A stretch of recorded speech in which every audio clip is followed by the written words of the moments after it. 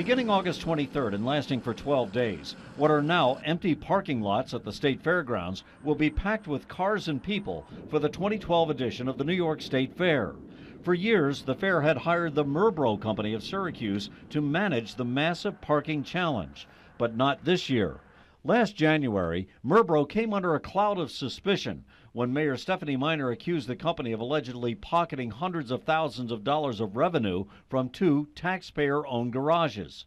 7 months later, Murbro remains under investigation by the Syracuse Police Department. The case has not yet been turned over to the district attorney. The Syracuse Police Department is thoroughly investigating it, looking through a lot of documents. After Murbro was tossed from the city-owned garages, the fair reviewed its books, but a spokesman says it found no evidence of missing revenue. A spokesperson tells me the fair's parking contract with Murbro expired this year. So the fair put solicitations out online and directly contacted 12 parking companies.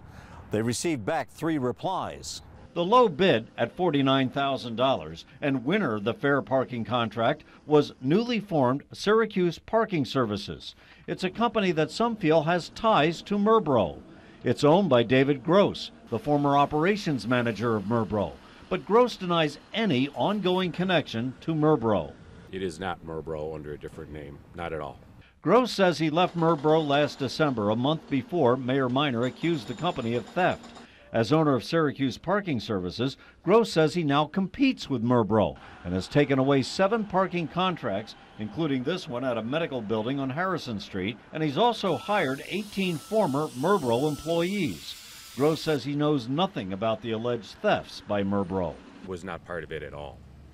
Well, how can you say that? You were operations manager. I was operations manager and had nothing to do with the finances. Gross says Murbro's finances were handled by others in a separate office. He wants to distance himself from his former employer. A state fair spokesperson says officials thoroughly checked him out before awarding him the parking contract. So I have to assume that they did a pretty good job vetting me, based on,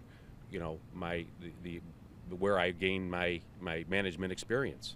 Gross says he will call upon his experience with Murbro to oversee the parking at this year's state fair, but now with a new parking company of his own. Jim Kenyon reporting.